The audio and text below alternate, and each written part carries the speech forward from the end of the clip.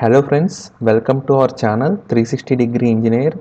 इसका पहले वीडियोस में हम लोग जो basic principles of protection in explosive atmospheres के बारे में हम लोग डिस्कस किया था और ओवरव्यू ऑफ जो प्रोटेक्शन स्कीम से हम लोग यूज़ करते हैं वो सारे के सारे का ओवरव्यू के बारे में भी हम लोग डिस्कस किया था। वो एक एक प्रोटेक्शन का इसका जो बेसिक फंडामेंटल ऑपरेशन का बारे में हम लोग डिस्कस किया था। अभी हम लोग शुरू करेंगे फ्रेंड्स, एक एक प्रोटेक्शन का बारे में इन डिटेल समझ लेंगे आज की वीडियो में। जो हमारा फ्लेम प्रूफ इक्विपमेंट्स, जो फ्लेम प्रूफ इक्विपमेंट का प्रोटेक्शन का बारे में और इसका स्टैंडर्ड के बारे में, इसको हम इन डिटेल आज के वीडियो में हम लोग समझ लेंगे। इसको बहुत पॉपुलरली हम लोग EXD या नहीं है तो EXD1 या EXD का नाम पे आप लोग बहुत बार इक्विपमेंट का नेम प्लेट्स में आप देखा होगा।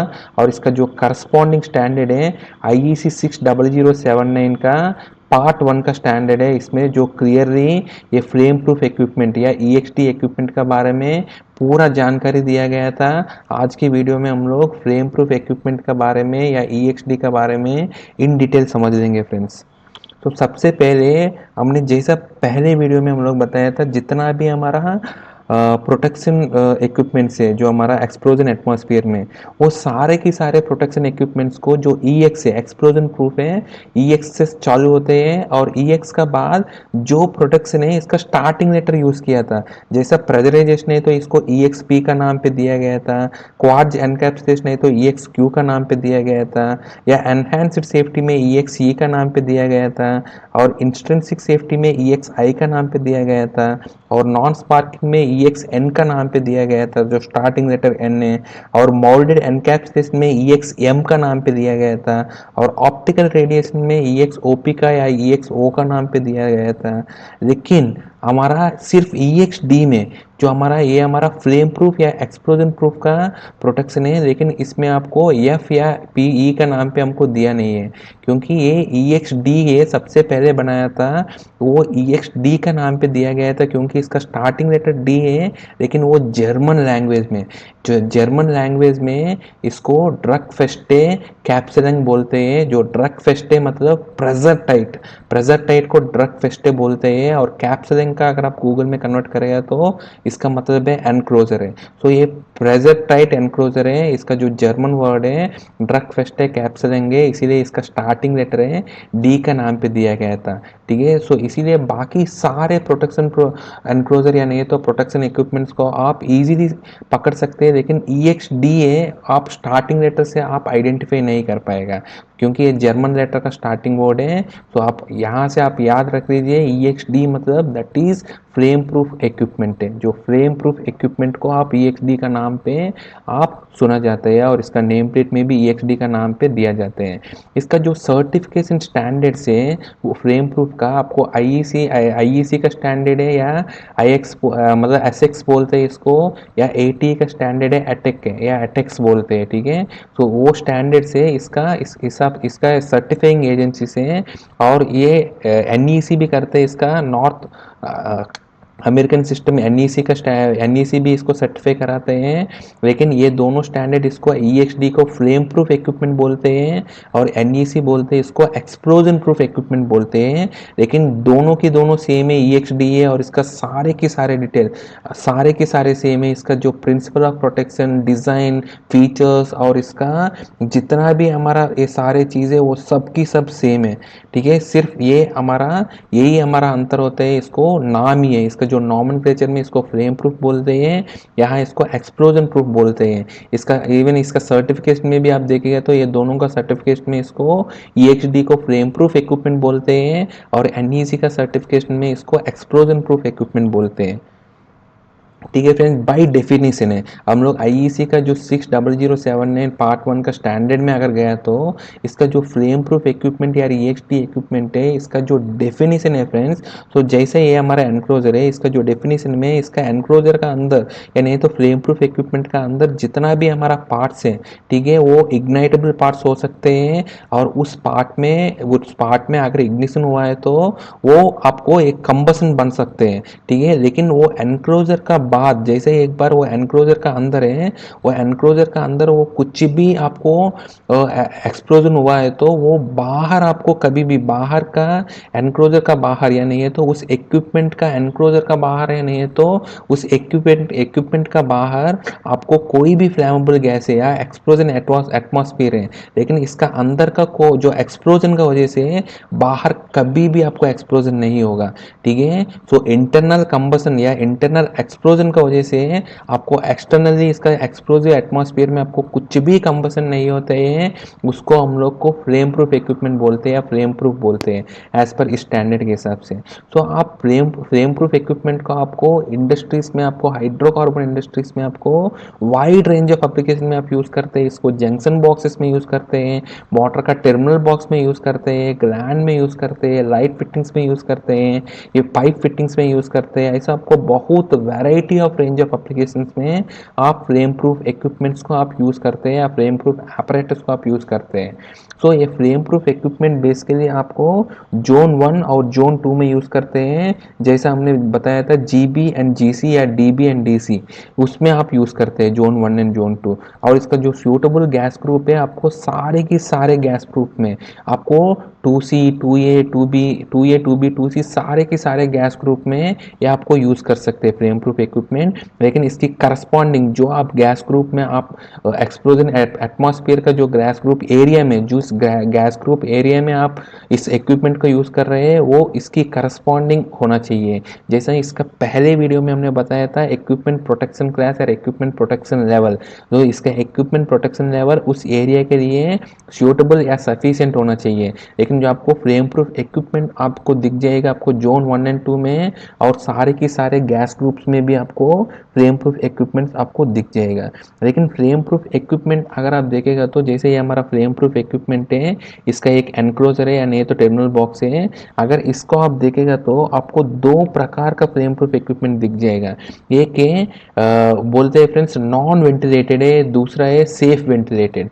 ठीक है, नॉन वेंटिलेटेड इक्विपमेंट क्या होते हैं, जैसा हमने इसका जो डिफरेंशिएशन यहाँ दिया गया था, बेसिकली नॉन वेंटिलेटेड इक्विपमेंट ऐसा होता है जैसे ये हमारा flame proof non ventilated equipment अगर आप समझ लिया है तो इसको हम लोग इतना जितना भी हमारा ओपनिंग से या नहीं है तो जॉइंट से, ठीक है, जितना भी हमारा जॉइंट से इसको हम इतना टाइट सील करोगी सो दैट इसका अंदर का कुछ भी एक्सप्लोजन होते हैं, इसकी वजह से जो प्रेशर बढ़ते हैं, इसका जो प्रेशर गैस आता है वो आपको बाहर कभी भी नहीं आएगा।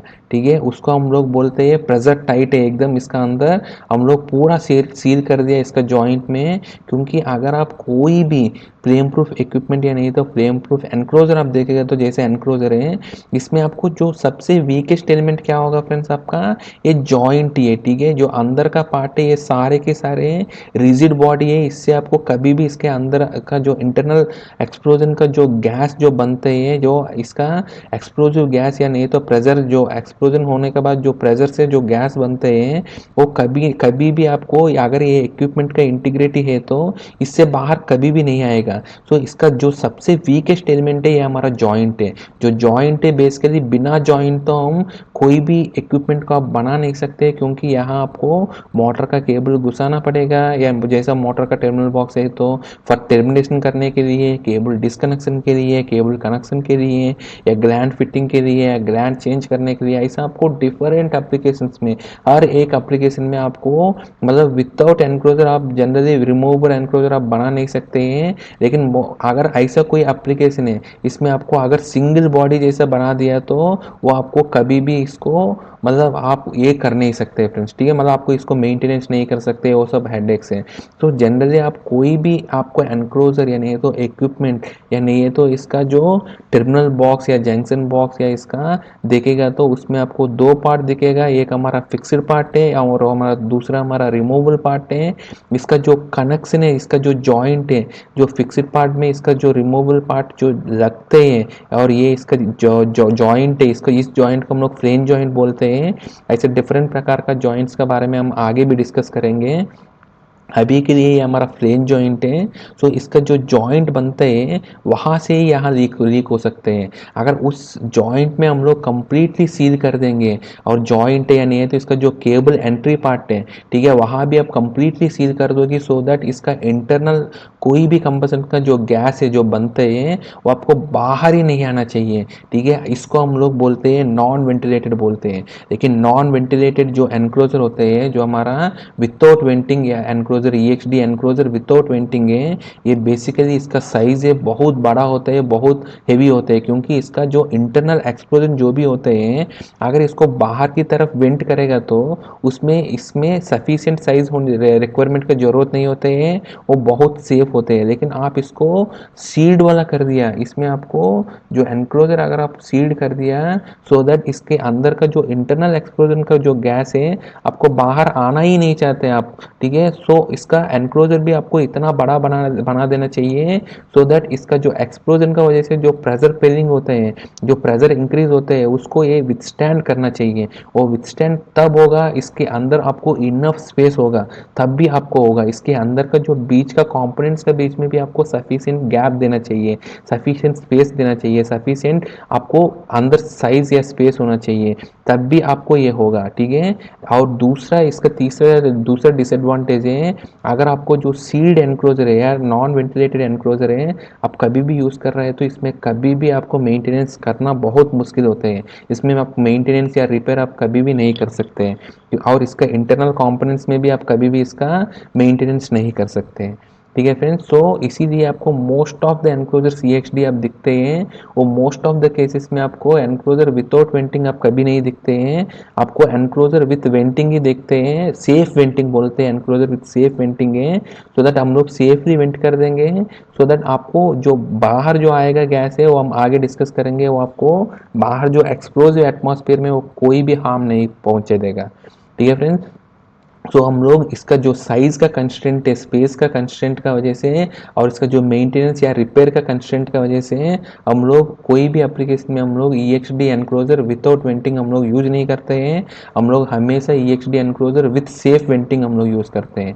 ये सेफ वेंटिंग में हम लोग क्या करते हैं, इसमें जो हम लोग इसका जो जॉइंट है या नहीं है तो इसका ग्लैंड है, जो इसका केबल एंट्री जहाँ होते हैं, हम लोग इसमें वेंटिंग कर देंगे। इसमें जो भी एक्सप्लोजन होते हैं, वो एक्सप्लोजन होने के बाद जो गैस बनते हैं वो आपको बाहर हम लोग सेफली वेंट कर देते हैं, और कंट्रोल्ड वे में वेंट कर देते हैं, सो दैट जो बाहर अंदर गर्म है वो बाहर आ रहे हैं, वो बाहर जब तक आ जाएगा उसको ठंडा करके प्रॉपरली हम लोग कूल करके इसको जो इसका गर्मी है और इसका हीट को, इसका टेम्परेचर को आप निकाल देंगे तो वो सेफली वेंट हो जाएगा, ठीक है। इसी वजह से जो हमारा एनक्लोजर है, ईएक्सडी एनक्लोजर विथ सेफ वेंटिंग को आप आसान से इसका मेंटेनेंस कर सकते हैं। इसमें आप कोई भी रिपेयर या मेंटेनेंस या सर्विस कराना है तो इसमें आप आराम से कर सकते हैं। तो हम इसीलिए मोस्ट ऑफ द एप्लीकेशन में हमको ईएक्सडी एनक्लोजर विथ सेफ वेंटिंग ही हम लोग यूज़ करते हैं। तो सेफ वेंटिंग कर रहे हैं तो इसको कैसे करेंगे फ्रेंड्स हम लोग सेफ वेंटिंग। तो सेफ वेंटिंग करने के लिए हमको एक डिजिग्नेटेड फ्लेम पाथ आपको देना चाहिए। जो जो इसका जो फ्लेम आएगा उसको कैसे हम लोग बाहर आपको सेफली वेंट करेंगे वो आपको देना पड़ेगा। जैसा ये हमारा आगे हम लोग डिस्कस करेंगे फ्रेंड्स, ठीक है। इसका ये हमारा एक एनक्लोजर है, उसमें कोई भी नट बोल्ट नहीं है, ये स्क्रू टाइप एनक्लोजर है। जैसे ये एनक्लोजर है, ये हमारा एनक्लोजर है वो स्क्रू टाइप है, ठीक है। इसका जो ऊपर वाला जो टॉप कवर है इससे हमको रोटेट करके इसको टाइट करते हैं। इसका सारे थ्रेड अगर लग गया तो एकदम टाइट हो जाएगा। और ये एनक्लोजर हमारा ये ईएक्सडी का एनक्लोजर है, ये बोल्टेड टाइप का जो एनक्लोजर है ये हमारा, ठीक है फ्रेंड्स। ये हमारा केबल का एंट्री पार्ट है, ये दिया गया था इस साइड और एक और साइड दिया गया था। जैसे आप देखेगा तो दोनों साइड आपको केबल का एंट्री दिया गया था। सो अभी अगर जो इसको आप देखेगा तो ये ऊपर वाला कवर है, ये ब्लू वाला कवर है, और नीचे वाला पार्ट है ये रेड कलर में दिख रहा है, ठीक है। सो अभी कभी भी इसके अंदर जो इंटरनल एक्सप्लोजन होते हैं, ठीक है, कभी भी इसका इंटरनल एक्सप्लोजन होता है तो क्या होगा, ये नीचे वाला गर्म होगा, ये आपको बाहर से जो वेंट करना है आपको ऐसा करना पड़ेगा। क्योंकि मैं आपको पहले भी बताया था ये एनक्लोजर एकदम रिजिड सॉलिड सरफेस है, आपको बाहर से कहीं से भी आपको वेंट नहीं होगा। आपको ओनली दो ही पाते हैं, आपको जॉइंट से आपको निकल सकते हैं गैस। इसके अंदर का जो एक्सप्लोजन का जो गैस है आपको बाहर इसका जॉइंट से निकल सकते हैं, या नहीं तो इसका जो केबल ग्लैंड है या नहीं है तो इसमें जो भी आपको आप जो डमी आप लगा देते हैं उससे ही आपको निकलना पड़ेगा, या इसका जॉइंट से निकलेगा या नहीं है तो यहाँ से निकलेगा गैस। कभी भी ये बीच में कहीं से भी निकल नहीं सकते क्योंकि ये आपको सॉलिड सरफेस है। सो आपको जैसे मैं आपको यहाँ एक दिखा रहा हूँ, सिमिलरली यहाँ भी होगा। सो यहाँ मैं आपको दिखा रहा हूँ, इसका थ्रेड आप देखेगा तो ये आपका थ्रेड है, ठीक है। ये आपका थ्रेड का बीच में आपको कभी भी आपको जो थ्रेड घूमते हैं इसके अंदर जो मिनिमम गैप रहते हैं, अदरवाइज ये थ्रेड तो घूमेगा नहीं है ना फ्रेंड्स। तो आपको हमेशा इसका थ्रेड के बीच में थोड़ा सा गैप रहते हैं, उस गैप को हम लोग कंट्रोल करते हैं और ये थ्रेड्स को हम लोग कंट्रोल करते हैं, ठीक है। तो इसका करस्पॉन्डिंग गैस ग्रुप के हिसाब से इस लेंथ को बेसिकली हमको इस लेंथ को कंट्रोल करना है फ्रेंड्स, ठीक है। हम लोग क्या करेंगे, अगर इसके अंदर एक्सप्लोजन हुआ था, एक्सप्लोजन हुआ है तो एक्सप्लोजन की वजह से जो गैप है ये जो इसका हॉट गैसेस है आपको ऐसे बीच से इसका बीच में जो आपको यहाँ आपको इनविजिबल है दिख नहीं रहे, लेकिन आप अगर आप देखेगा तो इसमें छोटा सा गैप है, इसी की वजह से ये थ्रेड घूम रहे हैं, इसको टाइट कर पा रहे हैं हम लोग, ठीक है।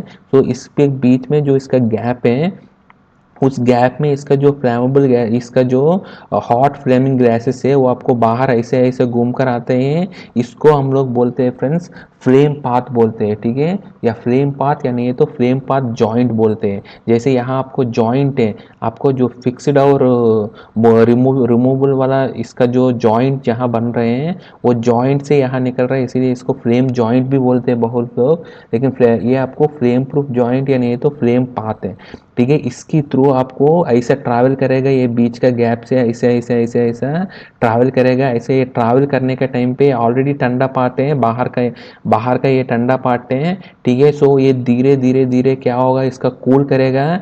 इसको जब तक कूल होगा और इसका बाहर जो एनर्जी एकदम कूल गैस आना चाहिए, मतलब कूल गैस मतलब आपको जो गैस आना चाहिए वो गैस बाहर रिलीज होने के बाद इसका जो एक्सप्लोजिव एरिया है, ये बाहर एक्सप्लोजिव एरिया है, उसमें ये गैस आपको कुछ भी हार्म नहीं पहुंचाना चाहिए। इसका जो टेम्परेचर है, हमारा जो बाहर का हमारा टेम्परेचर क्लास है इसके हिसाब से इसका टेम्परेचर बाहर होना चाहिए। जो हमारा T1 to T6 क्लास है इसके अंदर अंदर होना चाहिए। और ये आपको इसका इग्निशन एनर्जी भी इसका कम होना चाहिए। तो इसके हिसाब से इसकी इसीलिए हम लोग इसको बोलते हैं कूल एस्केपिंग गैस बोल रहे हैं, हमारा कूल गैस है, ठीक है। इसका हॉट फ्लेमिंग गैसेस इसका अंदर घुसा था, ये ऐसे ऐसे जाकर कूल होकर फाइनली जो इसका आगे आएगा वो आपको मतलब वो आपको कुछ भी नहीं कर पाएगा। इसका एक्सप्लोजिव एटमॉस्फेयर में रिलीज होने के बाद भी वो कुछ भी हार्म नहीं पहुंचा सकते। तो ये हमको कैसे कंट्रोल करेंगे, इसका थ्रेड्स यानी ये तो इसका लेंथ है जो इफेक्टिव लेंथ, जो इसका फ्लेम पाथ का जो लेंथ है वो इफेक्टिवली हम लोग ऐसा कंट्रोल करेंगे तो इसका लेंथ आप प्रोपोर्शनली आप इसको कंट्रोल करेंगे तो सो ऑब्वियसली यहाँ हम लोग ये करा सकते हैं। इसीलिए आपको फ्लेम प्रूफ इक्विपमेंट का देखेगा तो आप 2A 2B 2CA, जैसे 2CA सबसे खतरनाक है तो इसमें जो नंबर ऑफ थ्रेड से ज़्यादा रहते हैं, नहीं है तो इसका लेंथ है आपको ज़्यादा रहते हैं फ्लेम पाथ का, ठीक है। सो ऐसे आपको इसको कंट्रोल कर सकते हैं। सो इसका फ्लेम पाथ का जो मेन पर्पस है, ये फ्लेम पाथ हम लोग क्रिएट कर रहे हैं, इसका जो मेन पर्पस है हमको सेफ वेंटिलेशन के लिए हम लोग सेफ वेंटिंग कर रहे हैं। सो सेफ वेंटिंग क्यों कर रहे हैं हम लोग, ये एनक्लोजर का साइज को कम करने के लिए और इसको मेंटेनेंस के लिए या रिपेयर के लिए हमको एनेबल करने के लिए, वो मेंटेनेंस या रिपेयर करना पड़ेगा इसमें। तो उसके लिए फिजिबल करने के लिए और इसका साइज को कम करने के लिए हम लोग हमेशा सेफ वेंटिलेटेड एनक्लोजर्स यूज़ करते हैं। तो सेफ वेंटिलेटेड एनक्लोजर्स में आपको ये हमको फ्लेम पाथ आपको देना पड़ेगा, ठीक है। फ्लेम पाथ है आपको देना पड़ेगा, ये एक फ्लेम पाथ है। ऐसे सिमिलरली यहाँ आपको केबल का ग्रैंड लगाया है तो ये भी आपको एक फ्लेम पाथ बनेगा। ऐसे इस साइड आपको डमी अगर लगा दिया तो उसमें भी आपको एक फ्लेम पाथ बनेगा और बाहर रिलीज होगा। सो आपको हर जगह आपको गैस ग्रुप के हिसाब से, आपको जोन के हिसाब से इसका जो नंबर ऑफ थ्रेड्स या इसका लेंथ है आपको प्रोपोर्शनली इंक्रीज या डिक्रीज होगा फ्रेंड्स, ठीक है। सो ये आपका बेसिकली फ्लेम पाथ है। ये मैं आपको एक थ्रेडेड जॉइंट में आपको दिखा दिया था, लेकिन आपको आगे एक एक जॉइंट में हम लोग कैसे करते हैं हम लोग देख लेंगे, ठीक है। सो बेसिकली ये आपका फ्लेम पाथ है। इसके बाद ये आपको डिफरेंट प्रकार का फ्लेम पाथ है फ्रेंड्स, डिपेंड्स ऑन जॉइंट के हिसाब से आपको डिफरेंट प्रकार का फ्लेम पाथ है। ठीक है फ्रेंड्स, जैसे ये हमारा आगे हम लोग दिखाएंगे, हम लोग स्पाइगॉट जॉइंट है ये हमारा, आगे हम लोग इस जॉइंट के बारे में बताएंगे। इसमें हम लोग को क्या होता है, कोई थ्रेड नहीं होते हैं, इसके एलन की का बोल्ट से ये टाइट होते हैं। ठीक है। ये पूरा ये आपको लेंथ है, ये आपको फ्रेम पाथ का लेंथ है। ठीक है, जैसे ही मैं आपको यहाँ दिखाया था, ये हमारा स्क्रूड वाला जॉइंट है, इसमें आपको स्क्रू से ये आपका फ्रेम पाथ है। ठीक है, ये आपका फ्रेम पाथ है, ये डिस्टेंस ये लेंथ है आपको गैस ग्रुप के हिसाब से चेंज होते हैं। ऐसे ये लेंथ भी आपको गैस ग्रुप के हिसाब से चेंज होते हैं। इसमें आप देखेगा तो इफेक्टिव लेंथ यहाँ ज़्यादा है, इसीलिए है ये आपको साइज़ कम हो सकता है, यहाँ आपको साइज़ बड़ा हो सकता है ये एनक्लोजर।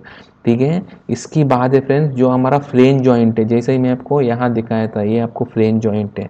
ठीक है, फ्लेंज जॉइंट में बेसिकली इसका ये आपका फ्रेम लेंथ होगा। ठीक है, सो ये आपका फ्रेम लेंथ है, ये लेंथ है आपको। सो ये आपको गैस ग्रुप के हिसाब से ये आपको फ्रेंज लेंथ है, ये आपको चेंज हो जाएगा। ये फ्रेम लेंथ को ये थिकनेस ही आपको बढ़ जाएगा। ठीक है, क्योंकि जॉइंट तो यही है, ये दोनों जो टच कर रहे हैं वही आपको जॉइंट है।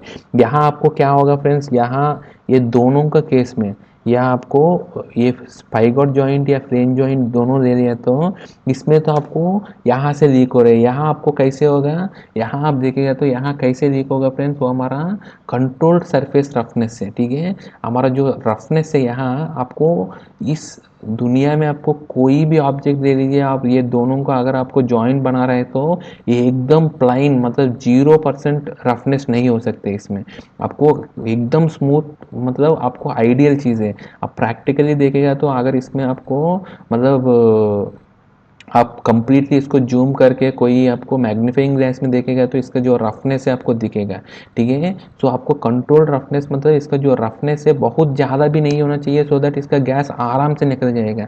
तो ये कंट्रोल रफनेस मतलब है फ्रेंड्स, इवन इसका जो स्टैंडर्ड है उसमें स्टैंडर्ड में दिया गया था एक पैरामीटर है आर, ये है वो रफनेस एवरेज बोलते हैं इसको। इसमें और इसका केस में एप्लीकेबल है, दोनों का केस में वो रफनेस एवरेज इसको आर बोलते हैं। वो रफनेस एवरेज क्या होता है, जो मैक्सिमम गैप है, जो मैक्सिमम रफनेस है, ये दोनों के बीच में जो गैप है मैक्सिमम है और मिनिमम है, दोनों का एवरेज है, उसको आर बोलते हैं।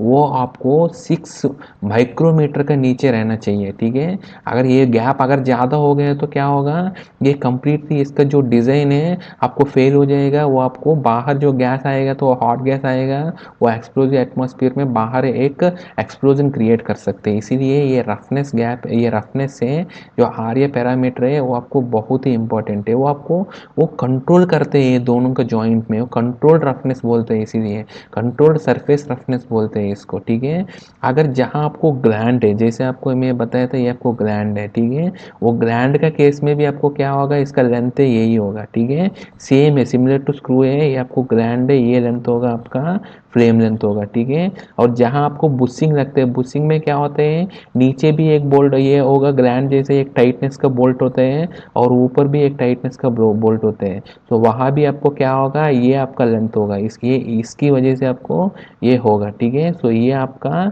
फ्रेम लेंथ है उस केस में। सो ऐसा आपको डिफरेंट कनेक्शन जॉइंट्स का वजह से और different frame length, frame path या फ्रेम जॉइंट आपको बन सकते हैं। ठीक है, आपको फ्रेम फ्रेम जॉइंट है, जैसे मैं आपको बताया था, ये आपको डिफरेंट प्रकार का जॉइंट्स बन सकते हैं। सबसे पहले हमारा फ्लेंज्ड जॉइंट है, जो पहले हम लोग डिस्कस किया था, ये फ्लेंज्ड जॉइंट है। ये बेसिकली आपको मोटर का टर्मिनल बॉक्सेस या जंक्शन बॉक्सेस में आपको बहुत फ्रीक्वेंटली दिखते हैं। इसको फ्लेंज जॉइंट का EXD फ्रेम जॉइंट के एनक्लोज रहे हैं।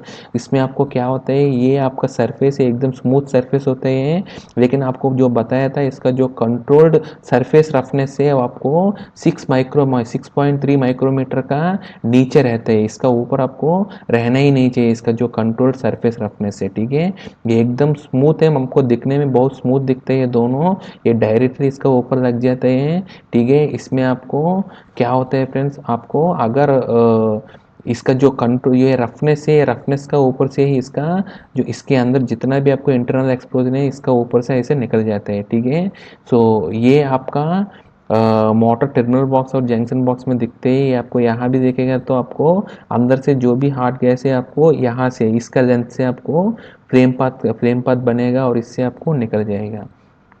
ठीक है फ्रेंड, तो इसमें आपको कोई और इंटेंशनल गैप हम लोग रखता नहीं है। अगर हम लोग रखा है तो कोई भी आपको बाहर की तरफ से ये डोर खोलने के लिए। ठीक है, और इसमें नट बोल्ट रहते हैं, वो नट बोल्ट से हम लोग क्या करते हैं, सारे बोल्ट को हम लोग टाइट करते हैं और ये एनक्लोजर को एकदम फिट रहते हैं, एकदम टाइट करके रखते हैं। ठीक है, सो ये हमारा फ्लेंजर जॉइंट है फ्रेंड्स। इसके बाद हमारा ये हमारा स्पाइगॉट जॉइंट है, जैसे आपको ये दिखते हैं, आपको मोटर का एंड कवर में दिखते हैं, आपको एलसीएस का जो मोटर का लोकल कंट्रोल स्टेशन से स्टार्ट स्टॉप पुश बटन्स का जो लोकल कंट्रोल स्टेशन है, या इसका लोकल एम्पियर मीटर का जो स्टेशन है, वहाँ आपको ये दिख जाते हैं। ठीक है, वहाँ आपको क्या है, जैसे आप देखेगा तो इसमें आपको ऐसे आपको स्पाइगॉट जॉइंट दिखते हैं। उसमें भी आपको कोई स्क्रू नहीं होते हैं, मतलब आपको स्क्रू टाइप नहीं होते हैं। इसका जो सरफेस है एकदम स्मूथ रहता है। ठीक है, इसका और इसका हम लोग इसका जो एलेंकी का जो बोल्ट लगा के इसको टाइट करने के बाद ये दोनों का बीच में जो स्पेस है, जो गैप है, वो कम हो जाता है। पूरा टाइट होने के बाद एकदम ऐसे दिखते हैं फ्रेंड्स। ठीक है,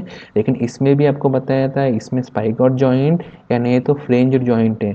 ये दोनों का केस में इसका जो रफनेस है, इसका रफनेस है आपको 6.3 माइक्रोमीटर के नीचे, मतलब इसका ऊपर रफनेस नहीं होना चाहिए। और उस रफनेस का वजह से ही इसका जो फ्रेम पार्ट है इंटरनल कंबस्शन है, उसकी रफनेस का अंदर से ये ट्रैवल करके बाहर जाएगा।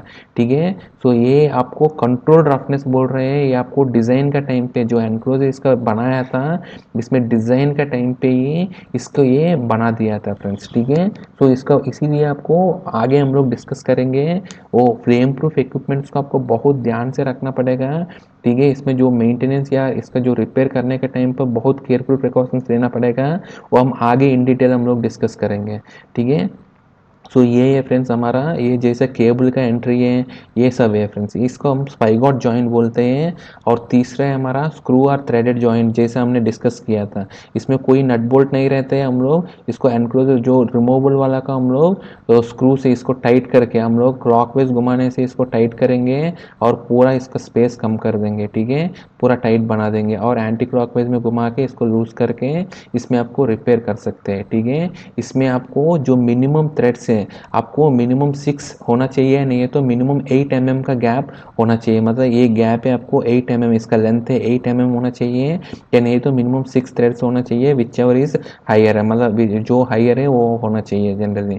ठीक है, सो जो इसमें आपको हर चीज़ में आपको जो केबल एंट्रीज देते हैं, उसमें भी आपको जो थ्रेडेड जॉइंट रहते हैं वो भी आपको मिनिमम 6 होना चाहिए, नहीं तो इसका लेंथ 8 mm होना चाहिए। ठीक है, सो ये एनक्लोजर में भी इसका जो नंबर ऑफ इसका जो थ्रेड्स है, यानी ये तो इसका लेंथ है, वो आपको चेंज होते हैं। और यहाँ तो आपका इसका जो लेंथ डायरेक्टली फ्लेंज जॉइंट और इसमें आपको इसका लेंथ डायरेक्टली चेंज होते हैं गैस ग्रुप और इसका एरिया के हिसाब से।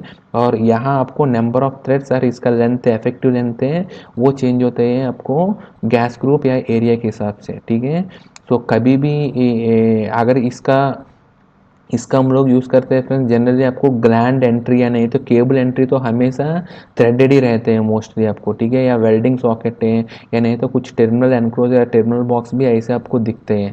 ठीक है, तो ये हमारा स्क्रू और थ्रेडेड जॉइंट है। इसकी बाद है जो मोटर का एनक्लोजर से, जैसा रोटेटिंग मशीन्स का इसका एनक्लोजर है। रोटेटिंग मशीन्स को हमको पता है फ्रेंड्स, जो हमारा फॉर एग्जांपल हमारा मोटर है, जैसे पहले वीडियोस में हमने बनाया था, मोटर का हमारा ये हमारा शाफ्ट है, शाफ्ट का ऊपर इसका जो रोटर है, रोटर ये हमारा स्पिरल केज मोटर इसीलिए रोटर है। और रोटर है और ये पूरा रोटर है, ये सपोर्ट कर रहे हैं हमारा बेरिंग्स का ऊपर।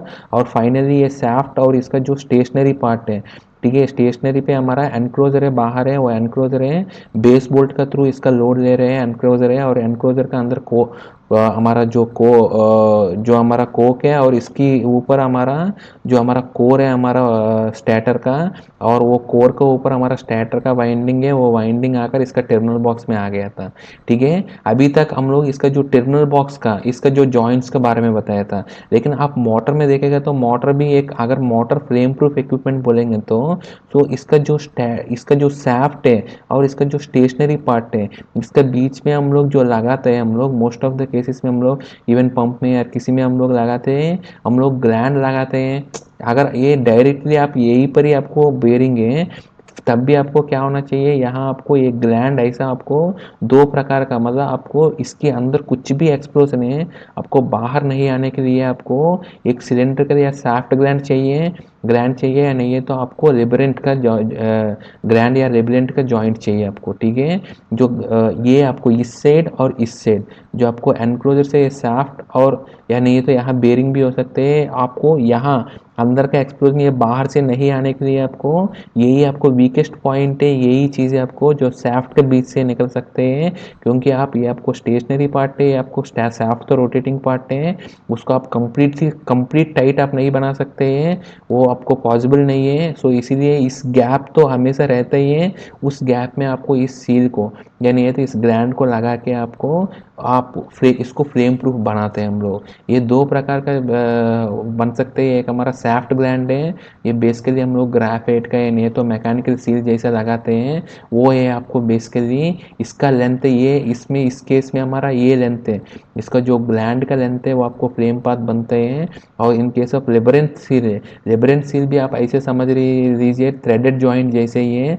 लेबरेंथ सील में आपको ये सील जो ऐसे ऐसे रहेगा, ऐसे आपको गैप जैसे रहेगा, जो पाथ भी आपको अंदर अंदर का एक्सप्लोजन है इसकी गैप से ऐसे आपको निकलेगा, ठीक है। तो इसका लेबरेंथ सील का इसका जो टीथ है वो भी हम इतना बनाएंगे सो दैट इसका जो बाहर एरिया में आपको वो गैस आने के बाद कूल हो जाएगा, वो आपको एकदम आपको मतलब आपको कोई भी इफेक्ट नहीं करेगा बाहर का हमारा एक्सप्लोजिव एटमॉस्फेयर में, ठीक है फ्रेंड्स। तो ये हमारा रोटेटिंग मिशंस के लिए जो इसका सील है उसके बारे में, ठीक है। इसकी बाद है फ्रेंड्स हमारा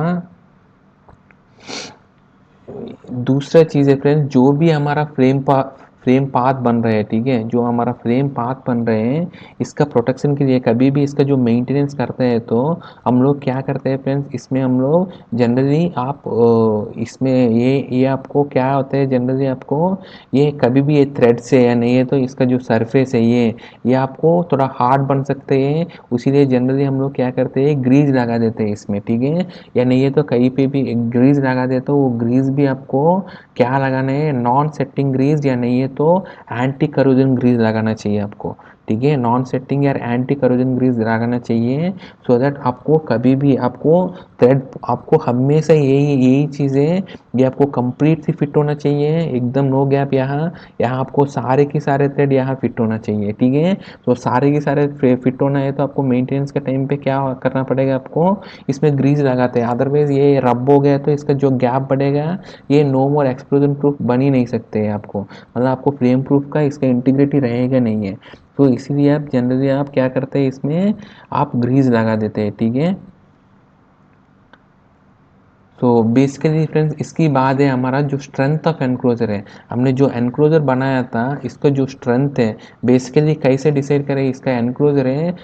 स्ट्रेंथ बहुत क्रिटिकल है, क्योंकि आप कभी भी इसमें आप देखेगा तो फ्रेंड्स इसमें कभी भी आपको इसके अंदर जो इंटरनल एक्सप्लोजन होते हैं उस केस में अगर ये एनक्लोजर ही अगर स्ट्रेंथ सफिशिएंट नहीं है तो ये फट सकते हैं, ये फट गए तो ये हमारा बाहर का एटमॉस्फेयर है, एक्सप्लोजिव एटमॉस्फेयर है, उसकी वजह से ये एक ब्लास्ट ये एक्सप्लोजन क्रिएट कर सकते हैं। इसीलिए जो फ्लेम प्रूफ इक्विपमेंट का इसका जो एनक्लोजर है बहुत स्ट्रांग होना चाहिए, बहुत मजबूत मतलब बहुत स्ट्रांग होना चाहिए सो दैट उसके अंदर जो भी आपको इंटरनल प्रेशर क्रिएट होगा उसकी वजह से वो एनक्लोजर में आपको कोई भी क्रैक नहीं होना चाहिए या एनक्लोजर ब्रेक नहीं होना चाहिए, उसमें कुछ भी शेप में चेंज नहीं होना चाहिए। क्योंकि फ्रेंड्स आपको कभी भी इस एनक्लोजर का अगर शेप चेंज हो गया फिर आपको ये थ्रेड का गैप चेंज हो जाएगा, या इस केस में आपको एनक्लोजर का शेप या इसका डिफॉर्म हो गया तो क्या होगा ये इसका रफनेस का नहीं होगा, अभी ये दोनों के बीच में गैप बन जाएगा, उसकी वजह से इसका फ्रेम पाथ का लेंथ डिस्टर्ब हो जाएगा। सो इस यहाँ आपको गैस जो वेंट होगा जो सेफ गैस वो आपको सेफ गैस नहीं बनेगा, वो आपको हॉट गैस हो सकते हैं, उसकी वजह से आपको एक्सप्लोजन बन सकते हैं। अगर ये अगर ये इसकी इंटरनल कंप्रेशन की वजह से इंटरनल एक्सप्लोजन की वजह से अगर ये क्रैक हो गया तो वहाँ से ही डायरेक्ट हॉट गैस निकल सकते हैं, वो भी आपको एक्सप्लोजन क्रिएट कर सकते हैं, ठीक है। इसीलिए आपको क्रैक है या नहीं है तो ब्रेक है या डीफॉर्म इसका शेप तो कभी भी चेंज नहीं होना चाहिए, ठीक है। अगर आपको कभी भी शेप चेंज हुआ है तो मैं आपको बताया था इसका फ्लेम पाथ डिस्टर्ब हो जाएगा और इसका जो सेफ वेंटिंग का कॉन्सेप्ट ही नहीं बन जाएगा और एक एक्सप्लोजन एटमॉस्फेयर के लिए कोई भी प्रोटेक्शन नहीं नहीं रहेगा, ठीक है। इसीलिए जो आपका मटेरियल यूज़ करते हैं इसका जो एनक्लोजर का, वो एनक्लोजर का मटेरियल ऐसा होना चाहिए, वो करोजन फ्री होना चाहिए, वो करोजन नहीं होना चाहिए, उसमें एनवायरमेंटल कंडीशन जैसे इसका करोजन नहीं होना चाहिए, वाइब्रेशन नहीं होना चाहिए और एक्सट्रीम टेम्परेचर्स में नहीं होना चाहिए, सो दैट इसका जो स्ट्रेंथ है वो कॉम्प्रोमाइज़ कर देंगे, ठीक है। अगर वाइब्रेशन भी हो रहा है तो इसका जो स्ट्रेंथ है, इसका जो गैप है, चेंज हो सकते हैं। तो इसका इसका मटेरियल ऐसा होना चाहिए, वो आपको एकदम रिजिड होना चाहिए, अच्छा होना चाहिए। और जो मटेरियल हम लोग फ्लेम प्रूफ एपरेटर्स के लिए यूज़ करते हैं वो बेसिकली कैस्ट आयरन या नहीं है तो अल्यूमिनियम एलॉयज यूज़ करते हैं। जहाँ आपको करोजन रेसिस्टेंस चाहिए वहाँ आपको गन मेटल ब्रॉन्ज या नहीं है तो पास्पर ब्रॉन्ज या स्टेनलेस स्टील भी आप यूज़ करते हैं। वो depends on OEM to OEM में वो चेंज होते हैं फ्रेंड्स, ठीक है। इसकी बात है जो हमारा सेफ डिस्टेंस है, जो आप कभी भी आपको फ्लेम प्रूफ इक्विपमेंट है EXT एनक्लोजर लगाया तो इसकी पास है जो डिपेंड्स ऑन गैस ग्रुप के हिसाब से इसके पास कोई भी आपको ऑब्जेक्ट है, जैसे आपको जो कोई भी आपको ऑब्स्ट्रक्शन का ऑब्जेक्ट आप नहीं लगाना चाहिए, मतलब आप वॉल का पास है या नहीं है तो कोई स्टील वर्क है या नहीं है तो कोई वेदर गार्ड है, माउंटिंग ब्रैकेट्स है, कोई भी पाइप फिटिंग्स है या नहीं तो इलेक्ट्रिकल एपरेटस है जो लगाना है तो इसको मिनिमम डिस्टेंस से इतना मेंटेन करना चाहिए स्टैंडर्ड के हिसाब से। जो IEC 6007 पार्ट 1 का स्टैंडर्ड में जो गैस ग्रुप ये 2A में आपको मिनिमम 10 mm का गैप होना चाहिए और 2B में आपको 30 mm का गैप होना चाहिए और 2C का गैस ग्रुप में आपको 40 mm का गैप आपको मिनिमम होना चाहिए। जो एनक्लोजर जो आपको बाहर जो एनक्लोजर है जो आपको वेंट हो रहा है गैस वहाँ से आपको इस ऑब्जेक्ट तक। इसके बाद आपका जो एनक्लोजर है अगर जो वेदर प्रूफ है तो इसका जो IP क्लास है आपको एनवायरमेंट के हिसाब से इसका जो IP क्लास है उसके अकॉर्डिंग ये होना चाहिए। इसका जो इंग्रेस प्रोटेक्शन का क्लास है उसके ऐसा हिसाब से इसको होना चाहिए।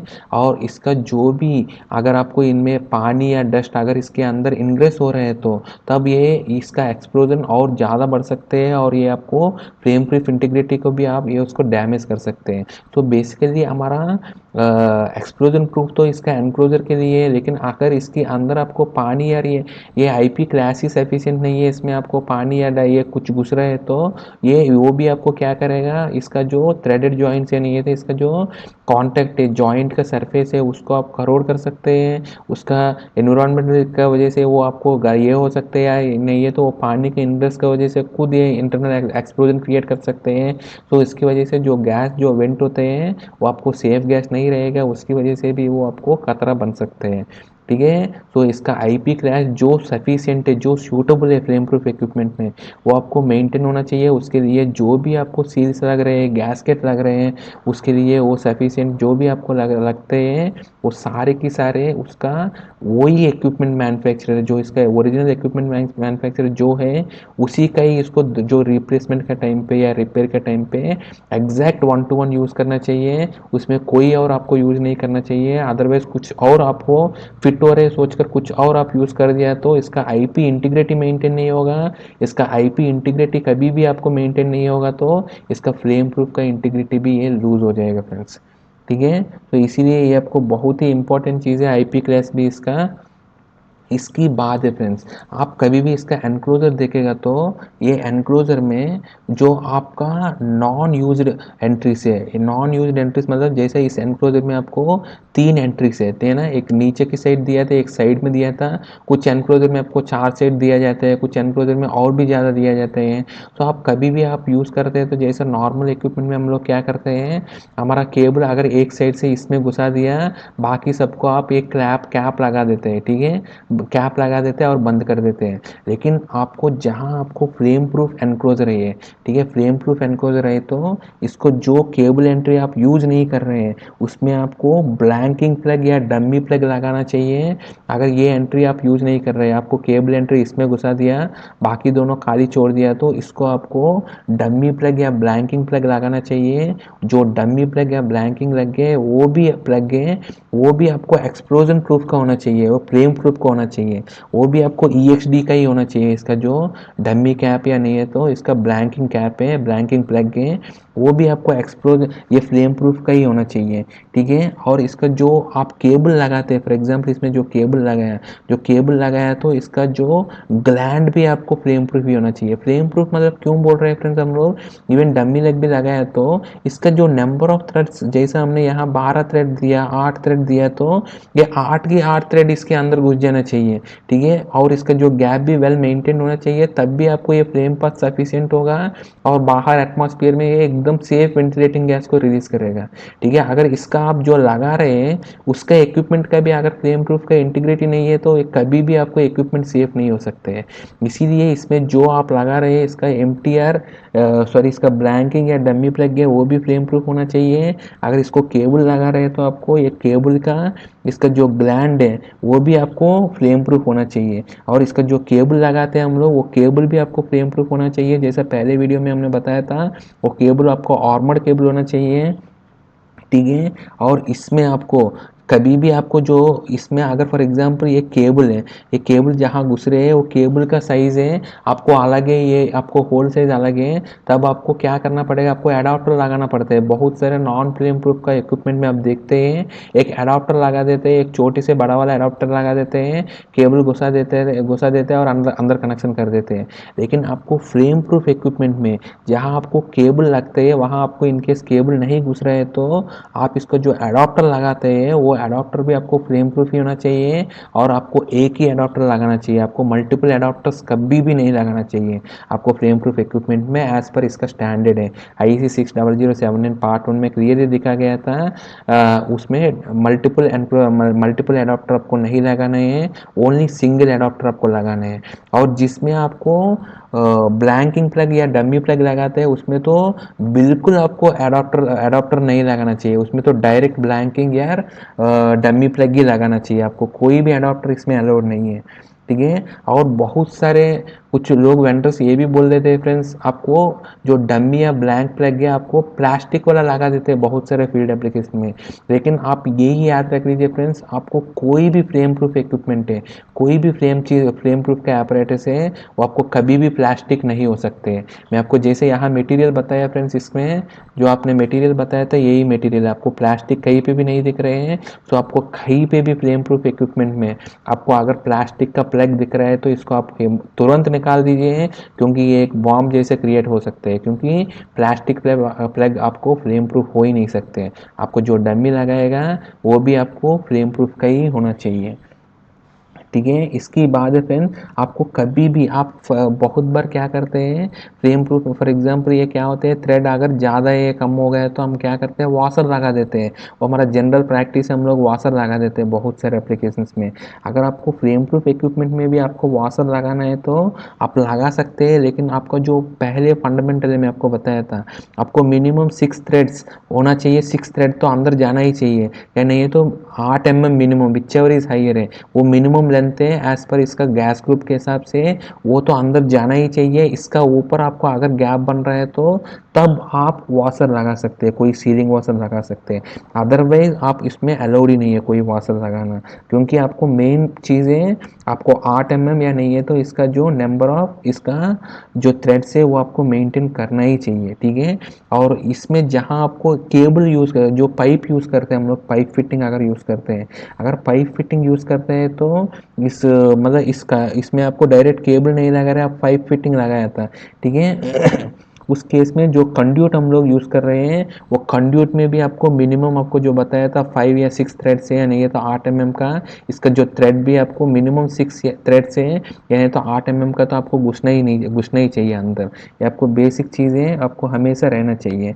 आपको फ्लेम प्रूफ में कभी भी आपको फ्लेम प्रूफ इक्विपमेंट आपको बाहर एरिया में आपको मॉइस्चर है, आपको इक्विपमेंट के अंदर कभी भी आपको मॉइस्चर जमा हो रहे हैं या इनसे ट्रैप हो रहे हैं, तब आपको जो नेक्स्ट टाइम आप कभी भी खरीदते हैं उसमें मैन्युफैक्चरर से लेना पड़ेगा आपको फ्लेम प्रूफ इक्विपमेंट में भी आपको ब्रीथिंग और ड्रेनिंग डिवाइसेस लगा के आते हैं, ठीक है। आपको लगाने का चॉइस नहीं है, लेकिन जो इक्विपमेंट आते हैं वो आपको लगा के आना चाहिए, ऑन साइट में कोई भी मॉडिफिकेशन नहीं होते हैं, ठीक है फ्रेंड्स। सो आपको जो भी के फ्रेम प्रूफ का इसका जो स्टड्स है जो यहाँ लगा है वो कम्प्लीटली टाइट होना चाहिए, हमेशा रूल है, ठीक है। और इसकी बात है जो फ्रेम प्रूफ का एनक्लोजर मैं आपको पहले भी बताया था, वो फ्रेम प्रूफ का एनक्लोजर है हमेशा इसका इंटरनल गैस का जो एक्सप्लोजन है उसके लिए सफिशिएंट होना चाहिए।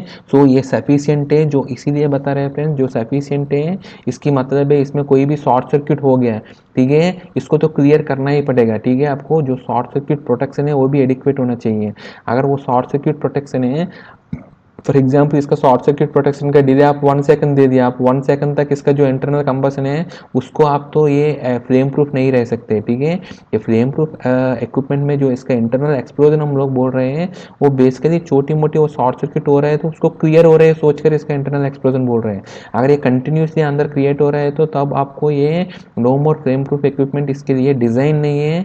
इसीलिए इसका फ्लेम प्रूफ इक्विपमेंट जहाँ लगाते हैं इसका जो शॉर्ट सर्किट और अर्थ फॉल्ट का इसका हाई सेट्स जो सेटिंग है वो प्रॉपर होना चाहिए, इंस्टैंटेनियस सेटिंग्स होना चाहिए, ठीक है फ्रेंड्स। और बहुत इम्पॉर्टेंट चीज़ है वो चीज़, ठीक है। और दूसरा है आपको कभी भी फ्लेम प्रूफ इक्विपमेंट में आपको कभी भी आप मॉडिफाई करना चाहते हैं, ठीक है। मॉडिफाई मतलब क्या है, इसके अंदर आपको इसका जो टर्मिनल्स आपको चेंज करना है, ठीक है, इसका आपको बस बार चेंज करना है या नहीं तो इसका जो RYB का टर्मिनल है इसका अंदर इसको आप चेंज करना है तो आप इसको ऐसा चेंज कभी भी नहीं करना है कोई, आपको उसकी इक्विपमेंट मैन्युफैक्चरर जिससे उसी से खरीद कर चेंज करना चाहिए।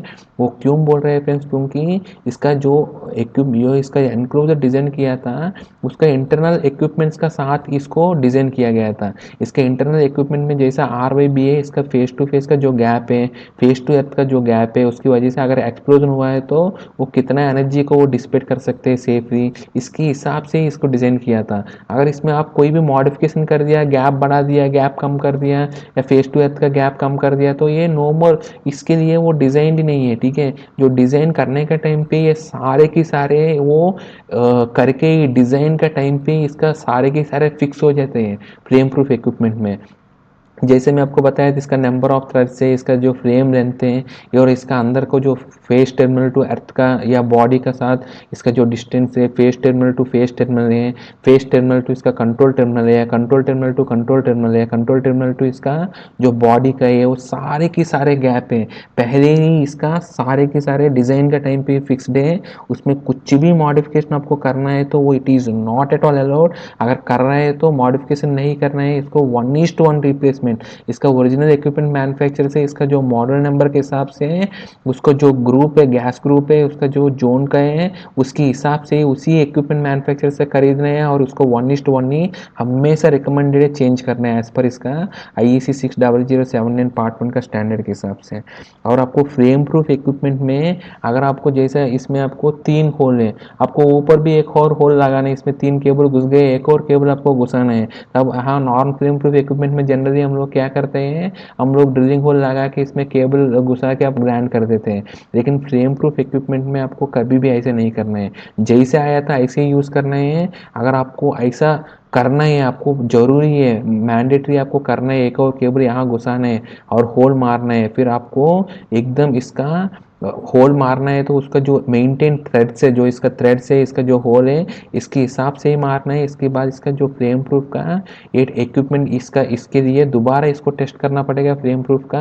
अगर वो टेस्ट पास हुआ फ्लेम प्रूफ इंटीग्रिटी का तब भी इसको हम यूज़ करना है। इसीलिए जनरली फ्लेम प्रूफ इक्विपमेंट में आपको कोई भी होल भी लगाने हैं तो वो जनरली लगाता नहीं है, ठीक है फ्रेंड्स।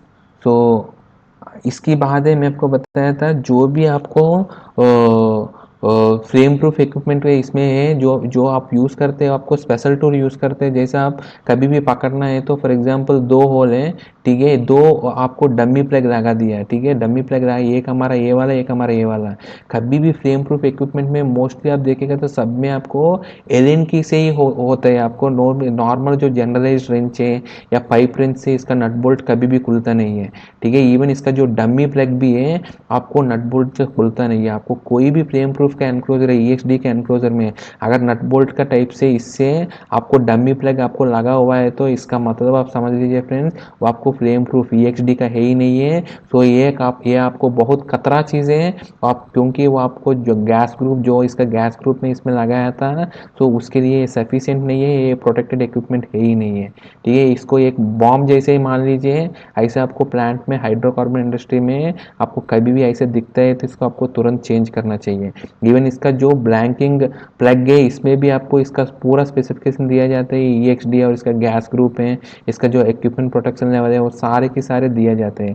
इसीलिए जो भी आपको फ्लेम प्रूफ में आपको जो दिखते हैं नट बोल्ट है या नहीं है तो इसको प्लग है जो आपको डमी प्लग आपको दिखते हैं तो वो हमेशा एलन की या नहीं है तो कुछ स्पेशल टूल से खुलते हैं, जो हमारा जनरलाइज टूल है 5 रेंज से, उससे आपको कभी भी नहीं खुलते हैं फ्रेंड्स। ये आपको एक मतलब आपको ब्लाइंड थंब रूल है आपको याद करने के लिए। तो ये फ्रेंड्स आज के हमारा वीडियो है, हमारा साथ आगे भी बनाते रहिए for more and interesting videos. Thank you friends.